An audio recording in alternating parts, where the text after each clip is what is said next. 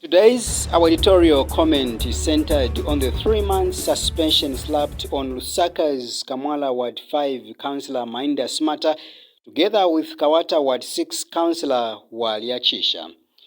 The duo is suspended by the ruling United Party for National Development (UPnd) leadership for alleged leading a group of protesters at the Disaster Management and Mitigation Unit (DMMU) offices on account that their house goods have been destroyed due to the heavy downpour. According to UPnd SG Batuka Imenda, in a statement, claims that Mr. Smata and his counterpart breached his party's lay-down procedure. In our opinion, we shall look at the two sides of the same coin. For starters, we feel the suspension is unfair and inhuman to the duo, as they were not given chance by the party leadership in order for them to exculpate themselves in the interest of natural justice. At the same time, we feel the office of the DMMU led by Dr. Pauline is not being proactive on matters of calamities in the country, more especially to the Kamwala flood victims. As such,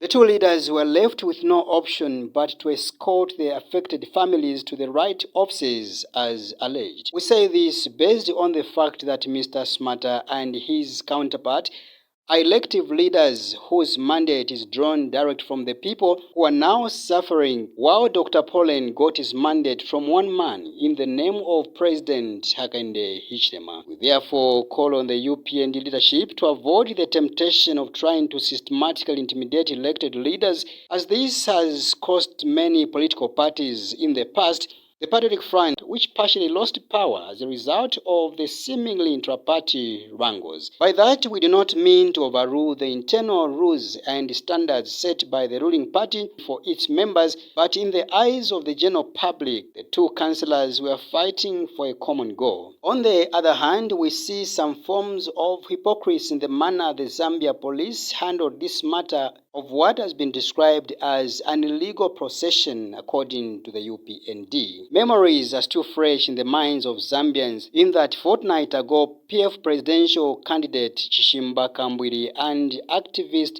Charles Kakula were arrested in a similar fashion for alleged illegal procession under the Public Order Act of 1955. It is not in our interest to advocate for the duo's arrest, but we advocate for equal and fair justice if indeed the two councillors committed an illegal assembly as described by the UPnd. This is our editorial comment.